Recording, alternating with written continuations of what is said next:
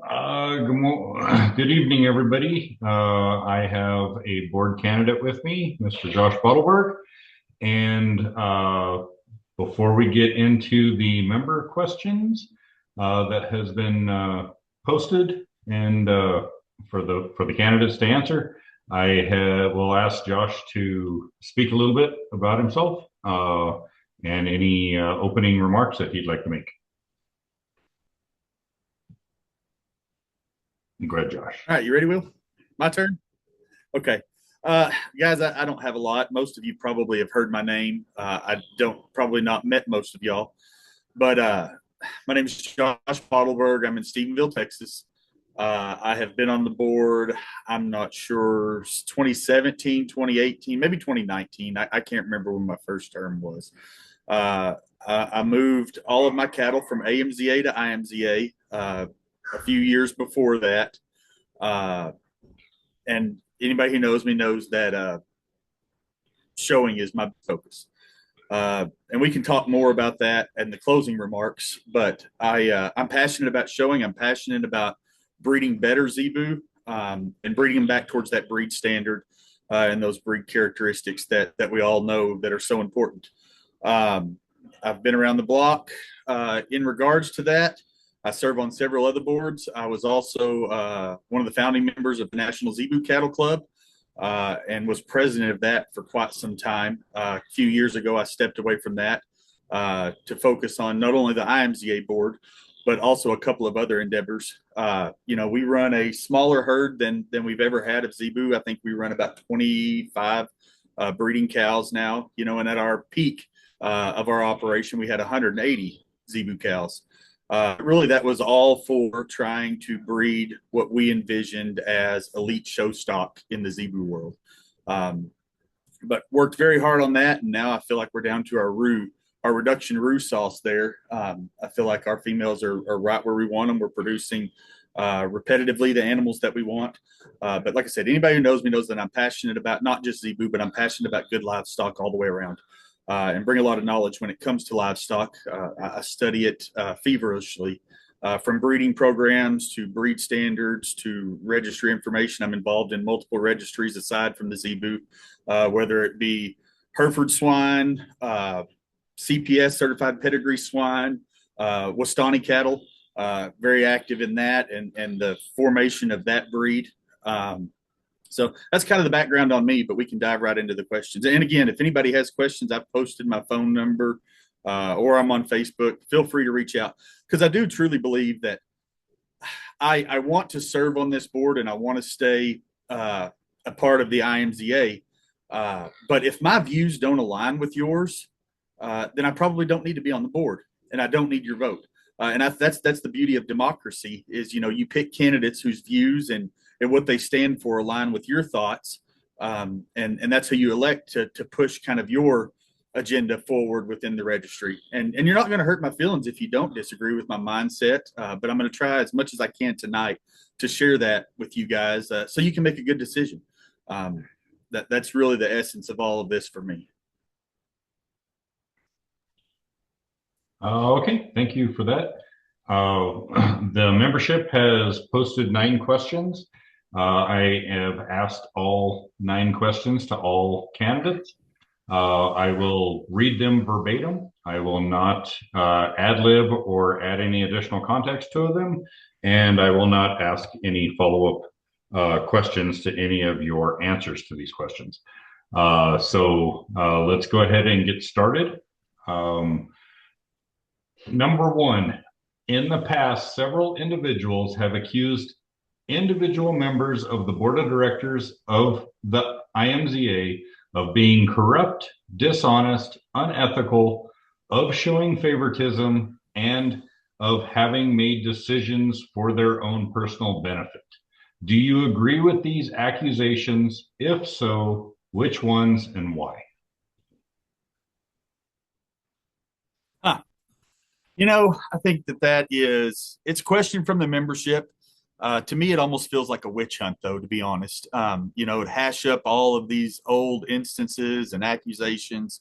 I feel like that's not the trajectory we want to go on. I think we need to look forward. Um, what I will say in all of that, though, is really it all comes down to documentation, audit trail, and verification of what we're doing. Um, there will always, it doesn't matter where it is, there will always be speculation on corruption or favoritism in anything. It doesn't matter if it's the junior high basketball coach or you could even get into presidential politics if you wanted. But really, I feel like it all comes down to verification and documentation and really showing the membership and doing a good job in documenting how that decision was made. What was the process that led up to that decision? What is all the substantiating details that you have with that? And I think that in my time on the board, I think we've really pushed hard to up that. And it may seem like an inconvenience, but it's really been a thing for me coming from my professional background where I deal with quite a bit of that. You have to have the documents and the data to substantiate the decision. I'll call a spade here. We have animals in the herd book that are H2s. I'm sure that those H2s with no pedigrees, I'll clarify that. I'm sure that those animals, there is a very valid reason for that. I'm not second guessing that, but what I will say is just due to the archiving of the data and how the data was stored, and honestly, this is over the course of 30 years. So I mean, it's nobody one person to blame. But I do think as technology grows, we can do a better job of documenting that to tell stories. So in 10 or 15, 20 years, when a member looks or a board member looks and why was this decision made, they can look in the file for that animal or where that decision occurred and see all of that documentation that led the board to that decision. It's just total transparency. And I think that that's where maybe we lacked is documenting those decisions and how those decisions were made and what substantiating data went to those decisions. But ultimately there's always going to be the blame game in that regard. So I kind of feel like that's a witch hunt, but that's kind of my stance looking forward on that situation or any claims that are made there. Okay, thank you for that. Question number 2. What is your position on relaxing the registration rules or at least relaxing their enforcement? Oh, that's a tough one. When you look at a registry, what is the purpose of a registry? For me, the purpose of a registry is to accurately document the ownership and transfers of the animals and ultimately their pedigrees. What are the pedigrees behind that animal? So I think that maybe the purpose of that question is different than I'm taking it. I don't know if you necessarily want to relax them. Maybe the means of getting that data to the point is what people have issue with, or the person that asked that question, like is it cumbersome? Is the system that they're utilizing or how they're submitting it cumbersome?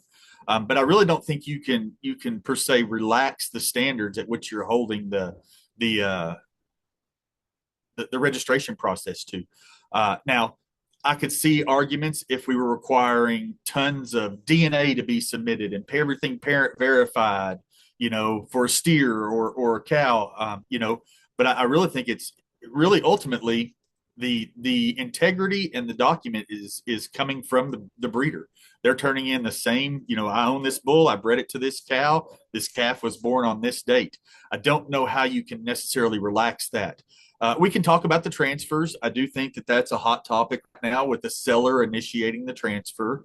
And I think, there have been people that have voiced frustration with that because that is different than the way it was done in the past.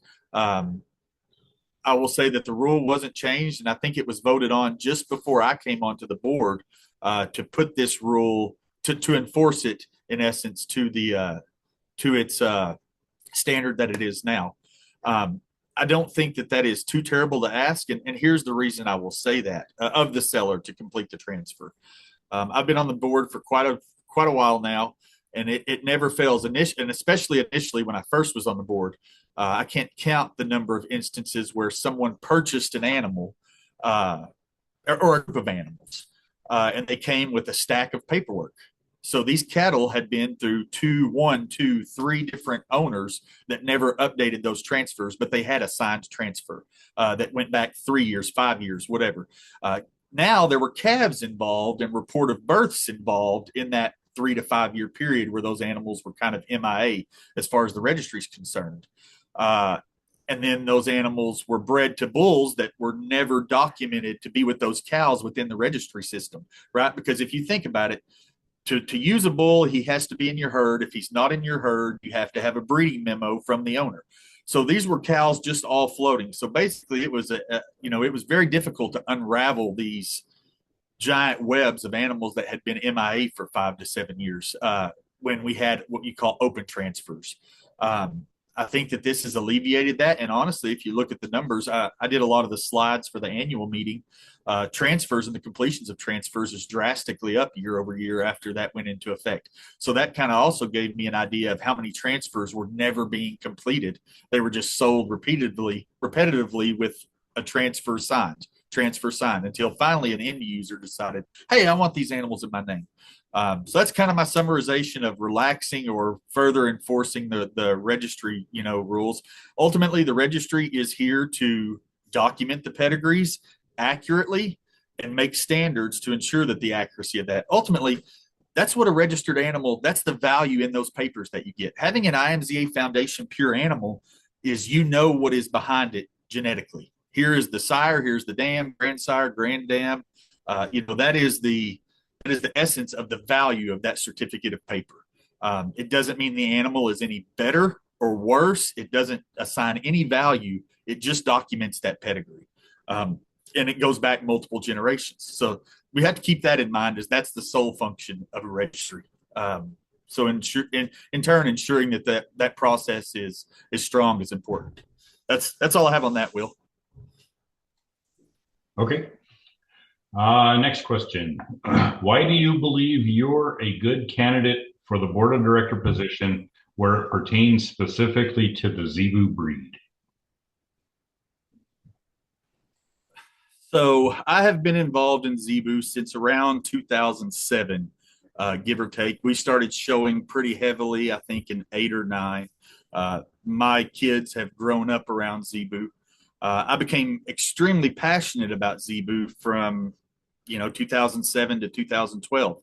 I'll be honest, it started out, Jamie wanted one as a pet. And I'm like, okay, well, we'll get a bull and a heifer. As I got to studying these animals and like looking at the history and really how they were unimpacted by man.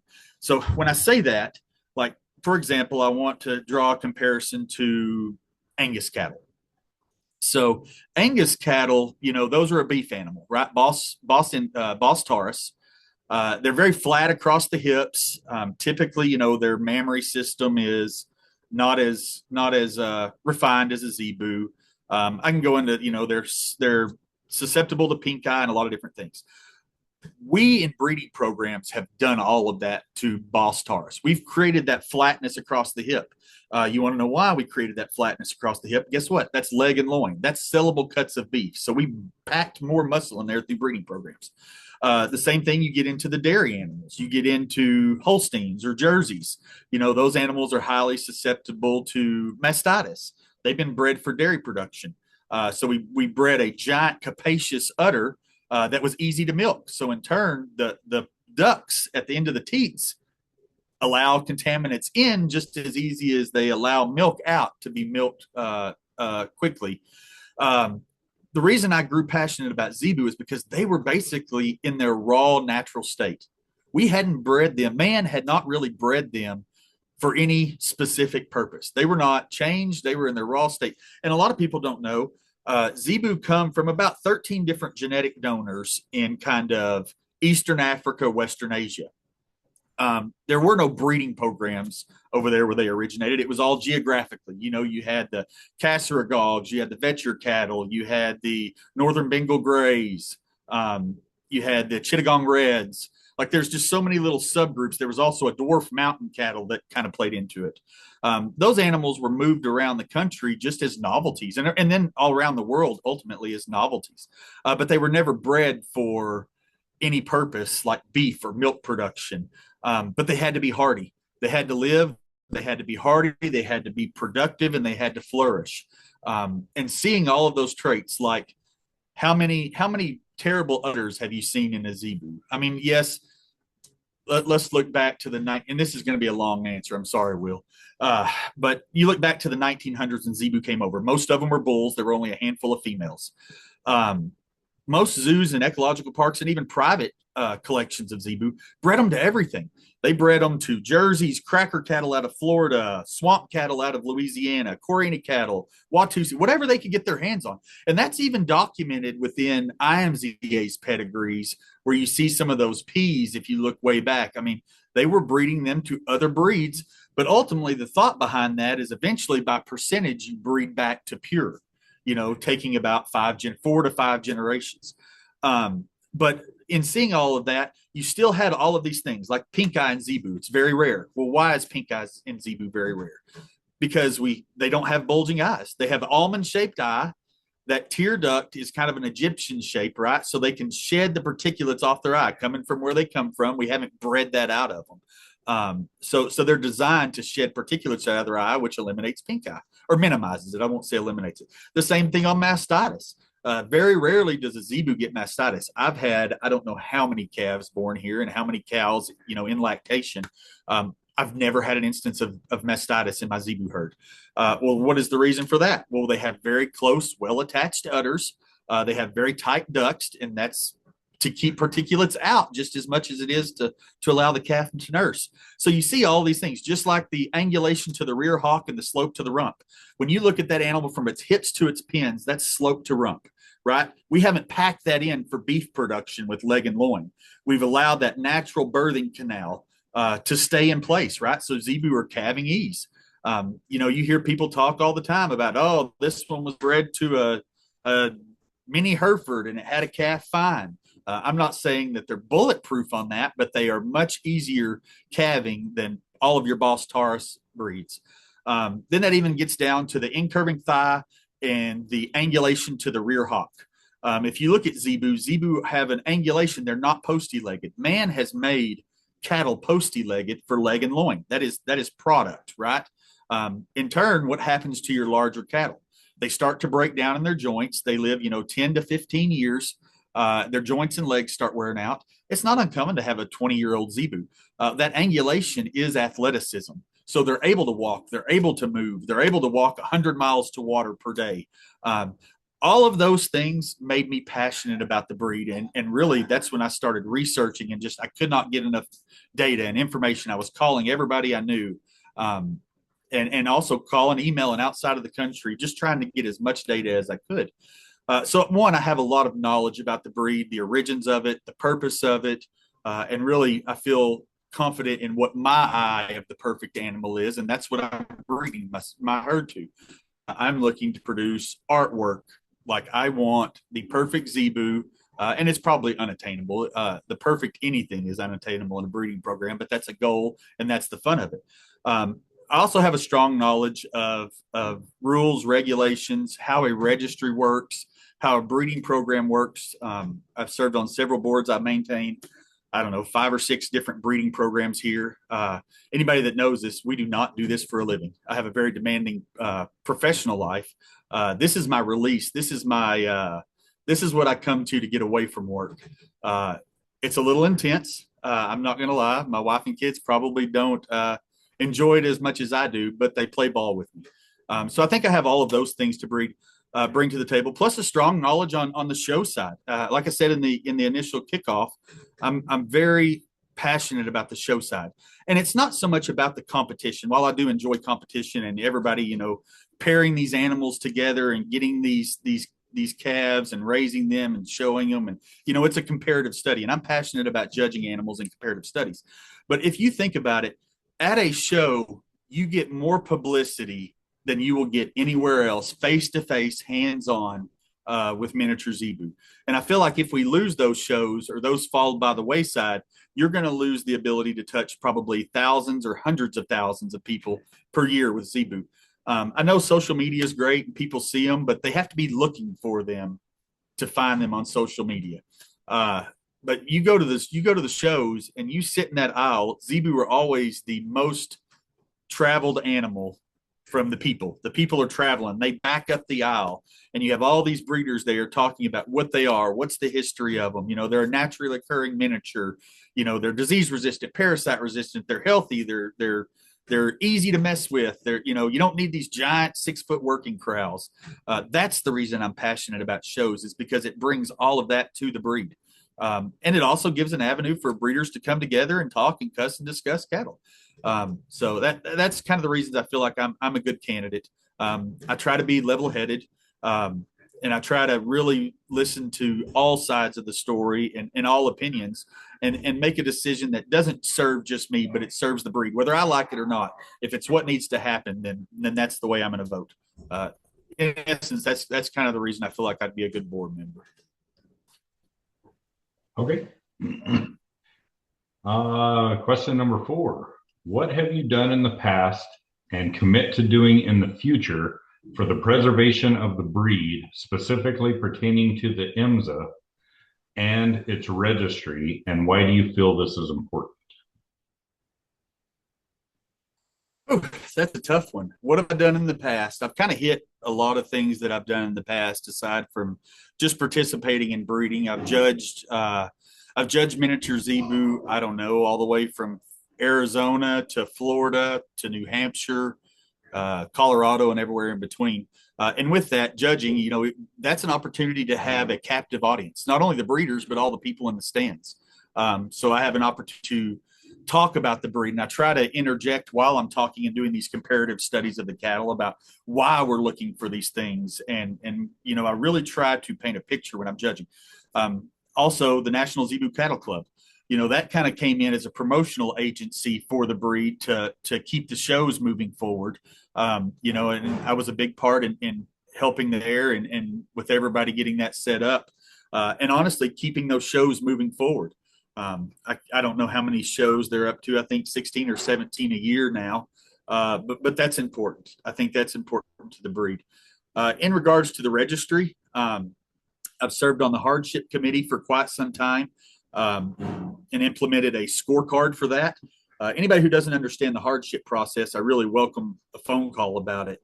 But the hardship process was put in to allow animals that looked like a zebu enough to be entered into the registry with a lower designation. That's how they came in with the H status. Well, ultimately, when I first came on the board, there was just a yes or a no. Like, I like this animal. I think it's a zebu. I don't like this animal. You kind of had some bickering or talking back and forth discussion. I took some of my judging practice and put a scorecard together. So in that scorecard, it talks about the different traits of the breed character as it's outlined, for the registry. Does it have a hump? Where's the hump placed? Neck set, almond shaped eye or Egyptian shaped eye. What is the eye shape like? What is the coat like?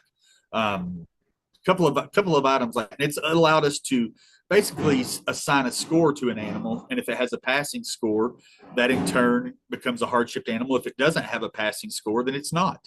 But with that, it also adds that documentation I talked about earlier. With the animals that passed, you have documentation, and with the animals that didn't pass, you have documentation on why they weren't allowed into the hardship. I think kind of losing my train of thought a little bit because it's such a broad question. In the future, I really think that it's important that we preserve what zebu truly are. I think that we need to protect the breed and its breed type. A breed can quickly move one way or the other. For example, a lot of people, anybody who's familiar with the King Ranch, or not the King Ranch, the 4-6s here in Texas, and that was a Hereford operation. I don't know, 20, 30 years ago. They brought in some bulls several decades ago from 44 farms, I believe, that were registered Angus bulls. Over the course of about 15 to 20 years, they took a completely registered Hereford herd and made it a completely registered Angus herd, just through breeding in the bull side. So I think that we have to have people that understand what breed character is, and continue to hold accountable to that. If we want to produce novelty pets, that's fine. I don't think that they necessarily might be true to what zebu are. with proper hump, with all the breed characters that I've talked about over and over in this. But I think that my passion for that would be, advantageous to the board. Also, my understanding of rules and registration practices amongst other registries. I also understand, deeply what a breeding program looks like and how to work that. Um, I really don't know. I mean, whatever the challenges may be, I guess that's probably my most unorganized answer, but it's what I have at the moment. Okay. Question 5. What do you feel that you bring to the table as an IMZA board member? I think we've covered a lot of it, and I can continue to sound like a broken record. But I think that I bring knowledge of the breed, and I feel like we've lost some of that knowledge, over the course of years, of its origins, where it came from, and really what does that breed character look like? When we say slope to the rump, what does that mean? When we say upstanding profile when viewed from the side, what does that mean? When we say convex profile when viewed from the side, what does that mean? Um, I think we've that has diminished some. So I think I bring a lot of that knowledge. I also the show side. I am passionate. I understand the show side, and I will continue to promote them. I think I bring a lot of opportunity from the show world to continue to push Zebu forward. And it's not necessarily even from the competitive side. It's from the public, people seeing them over and over and over again at those venues and growing an appreciation for them, and honestly, ultimately wanting to buy one. So that's kind of what I think I have to offer, amongst the other things I've said in the other answers. Okay. Number 6 is quite long, so bear with me while I read it all, and then I'll let you respond. Have you ever been cited by the United States Department of Agriculture, the USDA, the Florida Fish and Wildlife Conservation Commission, the FWC, or any branch of the ASPCA for any offense related to the care of animals? This includes, but is not limited to, failure to meet the minimum standard of care for animals used in exhibition as established by the Federal Animal Welfare Act, failure to contact a veterinarian for injuries or illness, failure to handle animals in a way that avoids trauma, behavioral stress, physical harm, or unnecessary discomfort, failure to provide animals with shelter from inclement weather, failure to provide adequate space allowing normal postural adjustments and freedom of movement, conducting auction sales without the required license, brokering, exhibition, exhibiting or transporting regulated animals on a suspended license, interfering with agency inspections, denying access to records or property inspections, failure to produce acquisition or disposition records to determine if regulated activities are being conducted, verbally abusing or threatening USDA officials, or refusing to allow inspection of records or property. I know it's a mouthful. That was a lot. Yeah, that is a lot. I, no, no, I have not been. So not anything that I'm aware of. That was a lot, but no, I have never had any issues with USDA or Florida. So as far as my livestock goes, so no, pretty clean cut, short answer for a long question. Okay. Number 7, are you aware of any current IMZA board member or any individual currently running for a board position who has been cited by the USDA, FWC, or any branch of the ASPCA for any offenses or violations as I just described? Yeah, I'm aware that there are some people associated with the breed, uh, potentially on the board that do have some potential history there. Yeah, I am aware, Okay. and I can expound on that a little bit. I mean, I don't know the details, but what I will say is ultimately. I think that that is a question that needs to be answered, for the membership. But it's best come from them and whatever other, sources of authority, right? It's not for me to sit here and talk about, that in that regard. It is substantial. So I'm not gonna participate in gossip on that because I don't have the details in front of me. I do know that there is a few instances, and I don't even know the details of it. So, Okay. Uh, do you agree that if any board member or candidate has received any of the aforementioned citations, that information should be disclosed to all voting members of the IMZA so that they can make an informed decision? oh, that's easy. Yes, absolutely. And I will say that the one person that or the one person associated that we're probably all semi aware of when they were up for election. That was the one. That was the one stipulation I had on it is it need to be disclosed. Ultimately, I think that that's the most important.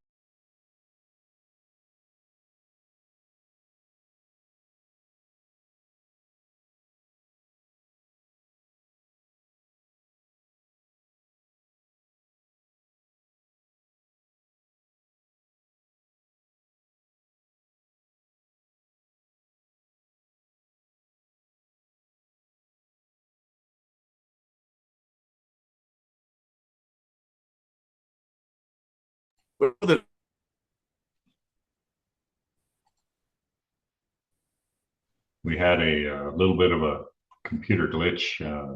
Josh I don't know signal if it was dropped. me or I'm still at the chips. Yeah, I'm still at the chips barn, so Oh, I still got an hour or two's worth of chores. no worries. I'm gonna go But ahead and yeah, kill my video, and if you want to keep your video killed, maybe that'll help the bandwidth a little bit. I still have this recording. yeah, yeah. I should have video up. I don't know. I'm showing that it's up, but I don't know. Oh, Um, can you hear me? yep, I can hear you. Okay. But yeah, I think I don't know where I cut out on that, but ultimately, transparency is key. I think that that individual absolutely should address the situation and just be totally honest. And like I said earlier, if the membership doesn't agree with what occurred or whatever citations occurred, then don't vote for him. Kind of like I said on mine, don't vote for me if my thoughts and beliefs don't align with yours, or you think my decision making process doesn't align with yours. Don't vote for me. I probably am not a good candidate from your point of view. The same can be said in that situation. So that'll sum that up for me pretty quickly. Okay. And then the last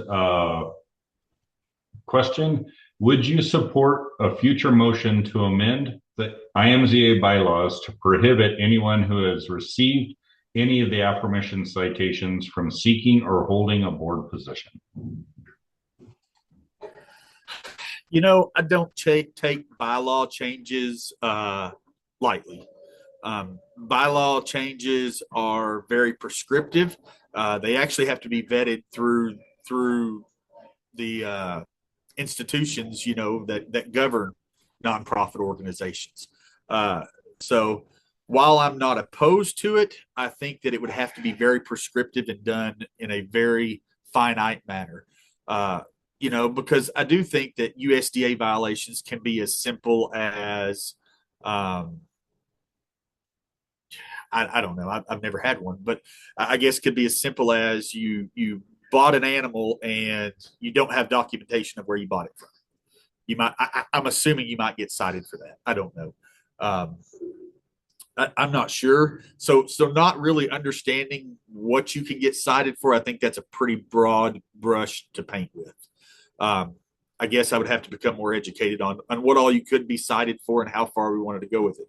But ultimately, without question, I think that all of that should be disclosed, both from an opinion standpoint from the person who has the citations, but also, I mean, there should be some verification done, and they should have an opportunity to speak on the formal side, the actual citations as they were written, so people can have the full story and people can understand exactly what occurred there, to see if their views align or not, or just honestly to see if that's something that we want on the board.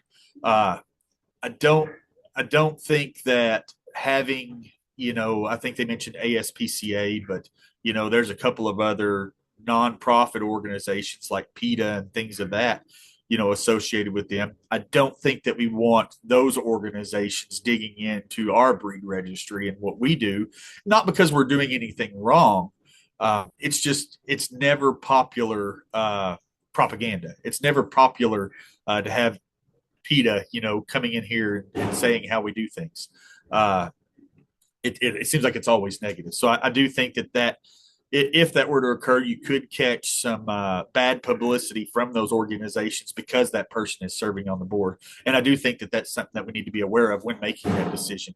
But like I said, I don't have all the details of it. So I think that should be disclosed by that person, and then everybody can do their homework from that point on. Okay. What else you got, Will? Those were the 9 questions that the membership posed and asked.